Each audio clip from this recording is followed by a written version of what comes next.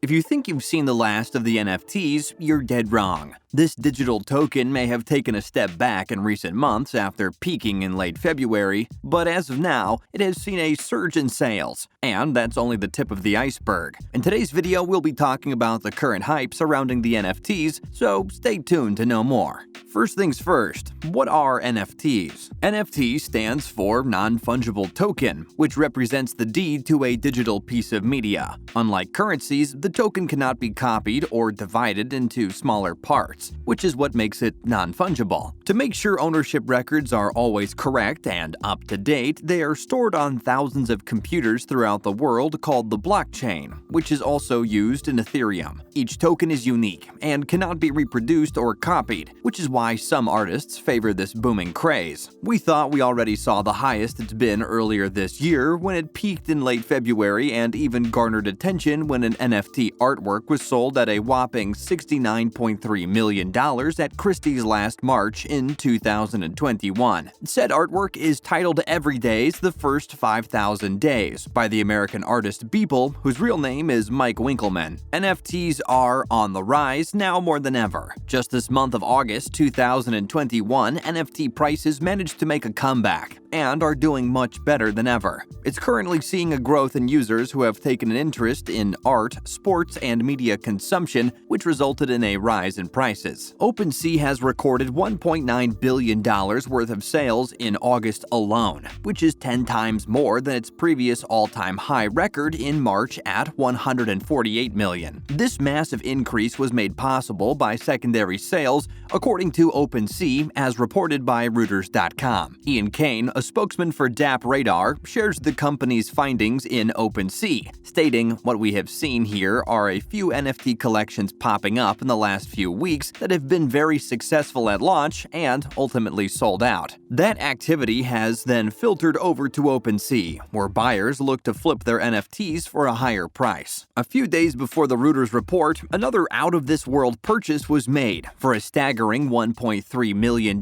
for clip art of a rock. On August 23, 2021, someone bought a said clip art for 400 Ether, which is roughly equal to about $1.3 million at the time. The clip art was that of an EtherRock, a type of crypto collectible that's been around since 2017, making it one of the oldest non-fungible tokens on the block. This JPEG rock art is built and sold on Ethereum blockchain, and is a rare piece since there are only 100 of these made, which explains why it has a high value. But at the end of the day, this picture of a rock does nothing. As described on the EtherRock website, these virtual rocks serve no purpose beyond being able to be bought and sold, and giving you a strong sense of pride in being an owner of one of only 100 rocks in the game. Smiley face. Every Day's The First 5,000 Days, Beeple's historic NFT sale. The artwork is a collage made up of 5,000 different images which were created one per day over more than 13 years. What's probably got people thinking out loud is that the buyer practically owns a glorified JPEG of the artwork, not even the physical copy. But you see, this works especially for artists such as Beeple. Fortunately, NFTs became a platform for artists to monetize their work, while still being credited as the maker of their arts, and depending on the platform, they get 8 to 10% royalties every time the NFT changes hands after the initial purchase. Without the NFTs, there's just legitimately no way to collect digital art, says Beeple in an interview. Since the global health situation began, people have been spending more and more time online, consuming media from different platforms. The artists who put up their works online will get their exposure but receive no monetary gains, which are where the NFTs come into play, which also dictates ownership of the art. Equities have been the predominant asset class for the last 100 years, or whatever.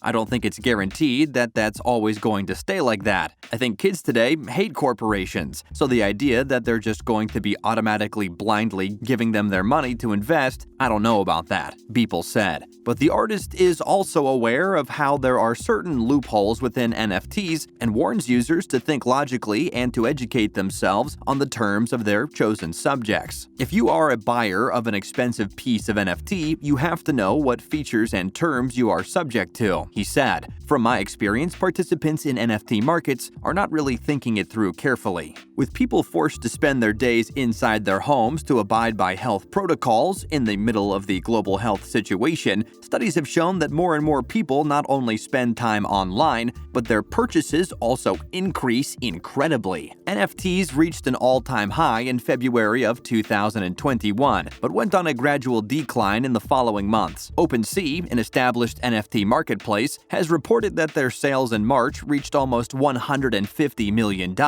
but dwindled to $93.6 million come April, which is still short of the $95 million sales in February. Visa joins the NFT craze. Even American multinational financial services have joined the bandwagon and bought a CryptoPunk worth $150,000, which they also bought in August of this year. The major company announced that they bought a CryptoPunk, one of the thousands of NFT-based digital avatars, for almost $150,000 in Ethereum. In a statement that followed, the head of crypto at Visa, Coy Sheffield, shared the company's interest in the digital token. "We think NFTs will play an important role in the future of retail, social media, entertainment, and commerce," Sheffield stated in a blog post. He also added, "To help our clients and partners participate, we need a first-hand understanding of the infrastructure requirements for a global brand to purchase, store, and leverage an NFT. With our CryptoPunk purchase, we're jumping in feet first. This is just the beginning of our work in this space." Regarding this purchase, Scott Spiegel, co-founder of a Miami-based blockchain startup, has stated that it's another example of a Fortune 500 racing to incorporate NFTs into their marketing strategy. Spiegel continued, "Brands such as Taco Bell, Pizza Hut, and Pringles have released NFTs of their own, but Visa's purchase marks the largest investment in the space to date. With the recent boom of NFTs, several experts have listed 5 challenges the non-fungible tokens need to surpass to become more generally acceptable to the public. NFTs need to pass these hurdles, according to several experts. Authenticity. At the moment, there are limited tools that could determine the authenticity of NFTs, despite being known for their uniqueness. Anthony Georgiades, who is the president of NFT marketplace Pastel, has voiced this concern.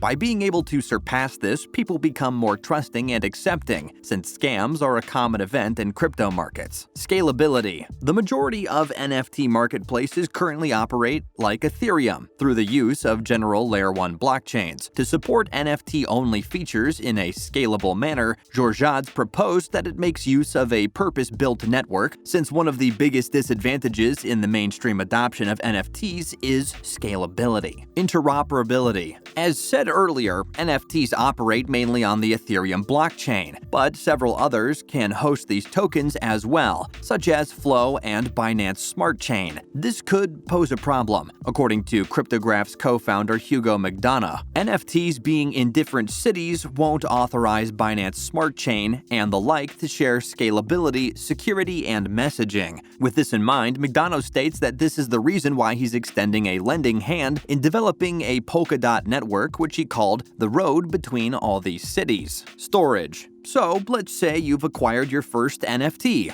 Congratulations. Now comes the immediate problem. Where do you store it? To be clear, the majority of NFTs have external hyperlinks pointing at centralized cloud storage solutions such as Google Cloud and Amazon Web Services, but these also come with several risks, as highlighted by Georgiades, which leaves any new owner or creator vulnerable to the loss of assets. IPFS, a peer-to-peer storage system, has been said to be gaining traction, but may be unwieldy as it requires individual holders to maintain nodes across the world. Accessibility. Last but not least, we have accessibility. The recent boom of these tokens is proof enough that more and more investors are taking an interest in NFTs, but the hurdle to join the industry is still high. McDonough hopes that the hurdle can be taken care of and suggests a secondary marketplace where all currency and all assets from all cities are accepted when buying and selling. NFTs are booming. But at what cost? Similar to cryptocurrency, NFTs also come with several disadvantages, even to an environmental degree. For an artist to make his work into an NFT, he needs to tokenize it first on a blockchain, of which Ethereum is the usual mode to do so. If you're buying an artwork, you don't see those calculations going on, says Alex DeVries, a financial economist and founder of Digiconomist, a site that explores the unforeseen consequences of technology trends, told Time magazine. You don't see that your money is going to a miner who's going to pay for fossil fuel-based energy with it. That's a real problem.